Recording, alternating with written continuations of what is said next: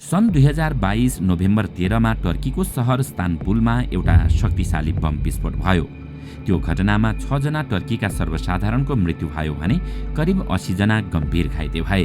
Turkey सरकारले उक्त आक्रमणको दोष उत्तरी सिरिया र टर्कीमा रहेका कुर्दिश विद्रोहीहरूमाथि लगायो। अर्कोतर्फ कुर्दिश विद्रोही समूह PKK र SDFले त्यो आक्रमणमा आफ्नो कुनै संलग्नता नभएको दाबी गरे। तर त्यो आक्रमणको एक हप्तापछि टर्कीका जेट र तोपले उत्तरी सिरिया र इराकमा रहेका कुर्दिश समूह PKK र SDFका शिविरहरूमा बम आक्रमण गर्न सुरु गर्यो। सन् 2022 नोभेम्बर 21मा टर्कीका राष्ट्रपति तय्यिप एर्दोगानले यो आक्रमण सुरुवात मात्रै भएको र टर्कीले छिट्टै उत्तरी सिरियामा रहेका कुर्दिश विद्रोहीमाथि सम्पूर्ण शक्ति लगाएर आक्रमण गर्ने धम्की दिए। तय्यिपका अनुसार त्यो आक्रमणको उद्देश्य टर्की र सिरियाको सिमानामा 30 किलोमिटर लामो सुरक्षित इलाका निर्माण गर्नुहुनेछ र त्यो क्षेत्र पूर्ण रूपमा टर्कीका सेनाको नियन्त्रणमा रहनेछ। अहिले सम्पूर्ण विश्वको ध्यान युक्रेन रुस युद्धमा केन्द्रित छ भने सिरियामा गृहयुद्ध चलिरहेको छ। यस्तो अवस्थामा यदि टर्कीले कुर्दिश विद्रोहीमाथि आक्रमण गर्यो भने त्यो संसारका लागि नै खतरनाक सुरुवात हुन सक्छ, किनकि नेटो र अमेरिकाको ध्यान फेरि यो क्षेत्रमा तानिन सक्छ। त्यसको मतलब हो संसारका महाशक्ति फेरि यो क्षेत्रमा सामेल हुनेछन् र त्यसको परिणामस्वरूप विश्व अर्को महायुद्धतर्फ धकेलिन सक्छ।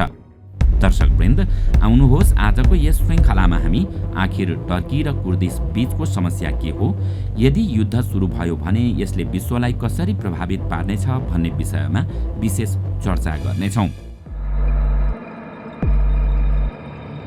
यो सम्पूर्ण घटनाको बारेमा जान्नुभन्दा पहिला हामीले मध्यपूर्वको आधारभूत भू राजनीतिक वास्तविकता र जनसङ्ख्या वितरणका बारेमा थाहा पाउनुपर्ने हुन्छ।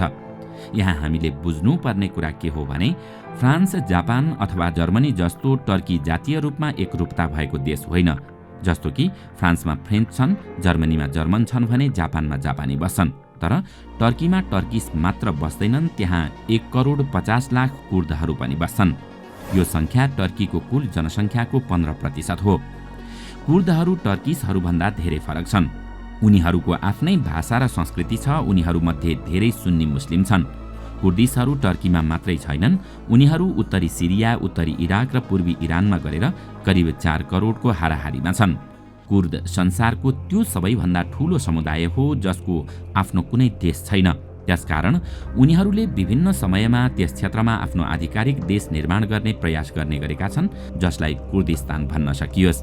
तर कुर्दिसहरूको यो प्रयासलाई टर्की, सिरिया, इराक र इरानले निकै ठूलो शक्ति लगाएर दबाउने गरेका छन्। यदि कुनै पनि क्षेत्रमा यस्तो देश बन्यो भने अन्य देशमा रहेका कुर्दिसहरू पनि त्यही सङ्गठित हुनेछन् भन्ने डर उनीहरूलाई छ। उदाहरणका लागि, यदि सिरियाका कुर्दहरूले आफ्नो क्षेत्रमा कुर्दिस्तान बनाए भने टर्कीका कुर्द पनि आफ्नो क्षेत्र सिरियाको कुर्दिस्तानमा गाभ्न चाहनेछन्। त्यसपछि टर्कीको हातबाट उसको दक्षिण पूर्वी क्षेत्र बाहिरिनेछ र त्यस क्षेत्रबाट टर्कीले उठाउँदै आएको भारी कर पनि गुम्नेछ। त्यसबाट टर्कीको अर्थव्यवस्थामा ठूलो धक्का पुग्नेछ। त्यसकारण टर्कीले कुर्दिश स्वतन्त्रताको अवधारणा लामो समयदेखि दबाउँदै आएको छ। सन् 1980 देखि अहिलेसम्म टर्कीमा कुर्दिश भाषा निजी र सरकारी दुवै स्कुलमा प्रतिबन्धित छ। सार्वजनिक स्थलमा पनि कसैले कुर्दिश भाषामा कुराकानी गर्यो भने त्यसलाई घृणाको नजरले हेर्ने गरिन्छ। त्यसैको परिणामस्वरूप कुर्दिश समुदायले टर्कीबाट स्वतन्त्रताको माग गर्न थालेका हुन्। यही उद्देश्य पूरा गर्नका लागि कुर्दिश विद्रोहीले सबैभन्दा पहिले सन् 1984मा एउटा सशस्त्र समूह निर्माण गरे, जसलाई कुर्दिस्तान वर्कर्स पार्टी वा PKK पनि भनिन्छ। यो सङ्गठनले टर्की सरकार विरुद्ध आन्दोलन सुरु गर्यो। सुरुमा त यसले शान्तिपूर्ण प्रदर्शन गरेको थियो, तर बिस्तारै हतियार उठाउन थाल्यो र कतिपय स्थानमा आत्मघाती आक्रमण पनि गर्न थाल्यो। यो सङ्गठन अहिले टर्कीदेखि सिरिया र इराकसम्म विस्तार भइसकेको छ। अहिलेसम्म PKKले सुरु गरेको विद्रोहमा 40,000 भन्दा धेरै मानिसको मृत्यु भइसकेको छ भने टर्कीलाई अरबौं डलरको क्षति पुगेको छ। टर्कीसहित अन्य अरब देश कुर्दिश आन्दोलन दबाउनका लागि वर्षौंदेखि सिरिया र इराकमा रहेका PKKका आधार क्षेत्रहरूमा आक्रमण गर्दै आएका छन्। तर सन् 2011 पछि सबै कुरा परिवर्तन हुन थाल्यो। गृहयुद्धका कारण सिरियाको सरकार कुर्दिश विद्रोहीलाई रोक्न असफल भयो। सिरियामा रहेका कुर्दिसहरू यस्तै अवसरको पर्खाइमा थिए। त्यसपछि सिरियाका कुर्दिसहरूले पनि PKK जस्तै आफ्नो एउटा सशस्त्र समूह गठन गरे। त्यसको नाम उनीहरूले सिरियन डेमोक्रेटिक फोर्सेस अर्थात् एसडीएफ राखे। यो संगठन सिरियाका राष्ट्रपति बसार अल असादको विरुद्धमा भएको हुनाले उसलाई अमेरिकाको पनि समर्थन प्राप्त भयो र त्यही सहयोगका कारण यो संगठनले उत्तरपूर्वी सिरियामा कब्जा जमायो। त्यही घटना टर्कीका लागि निकै ठूलो चुनौती बन्यो, किनकि त्यो क्षेत्रमा कुर्दिश संगठनको नियन्त्रण हुनु भनेको टर्कीका पीकेके जस्ता विद्रोही समूहका लागि अवसरको ढोका खुल्नु हो।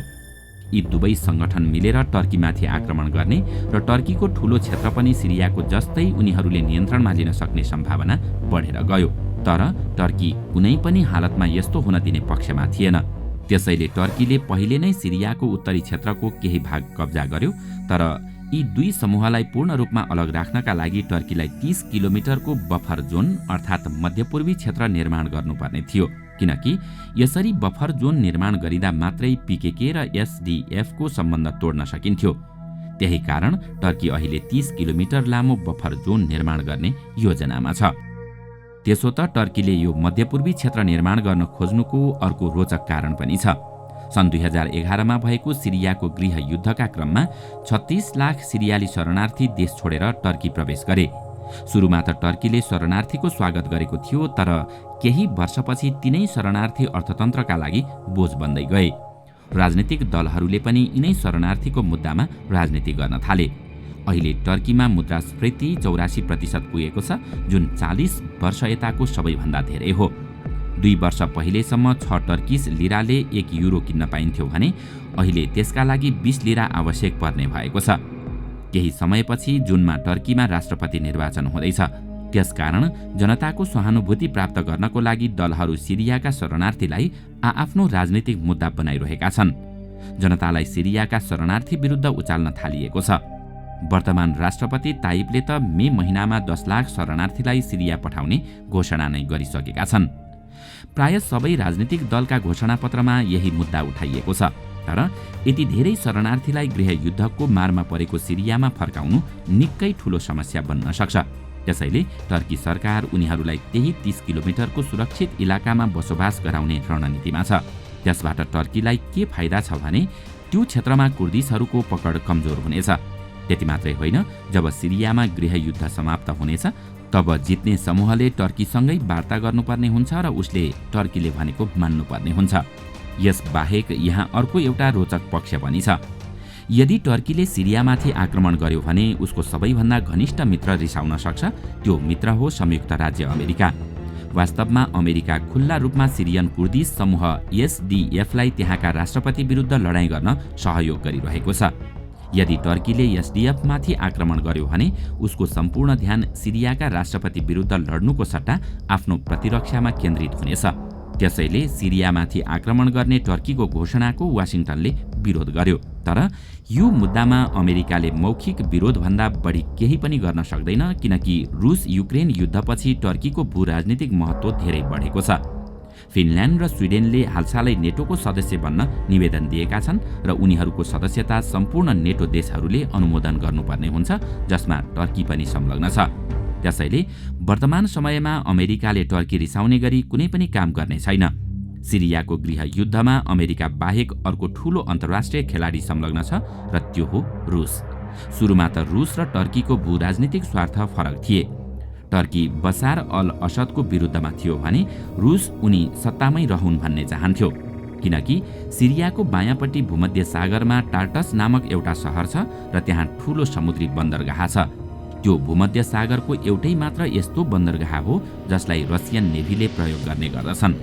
त्यो बन्दरगाह प्रयोग गर्न रुसले बसारसँग 50 वर्षका लागि सम्झौता गरेको छ। यदि यो बन्दरगाह भएन भने रुसको दाहिने हात भाँचिनेछ। त्यसैले रुस सिरियामा बसारकै नियन्त्रण रहोस् भन्ने चाहन्छ। टर्कीले एसडीएफमाथि आक्रमण गर्यो भने ऊ सिधै रुसको चाहना पूरा गर्नेतर्फ केन्द्रित भएको देखिन्छ र त्यसपछि बसारलाई चुनौती दिने कोही हुने छैन। त्यसैले टर्कीको यो निर्णयले सम्पूर्ण मध्यपूर्व र युरोपमा निकै ठूलो असर पर्न सक्छ। दर्शकवृन्द, आजको श्रृङ्खला तपाईलाई कस्तो लाग्यो हामीलाई कमेन्टमा अवश्य बताउनुहोला। साथै आजको श्रृङ्खला तपाईलाई राम्रो लाग्यो भने लाइक तथा शेयर गरी हाम्रो च्यानललाई सब्स्क्राइब गर्न नभुल्नुहोला र साथमा रहेको बेल आइकन पनि थिच्नुहोस् ताकि हामीले अपलोड गर्ने नयाँ भिडियोको जानकारी सबैभन्दा पहिला तपाईलाई प्राप्त होस्। आजका लागि यति नै। अर्को भिडियोमा अझै रोचक तथ्य लिएर आउने नै छौं। तबसम्मको लागि बिदा दिनुहोस्। नमस्कार।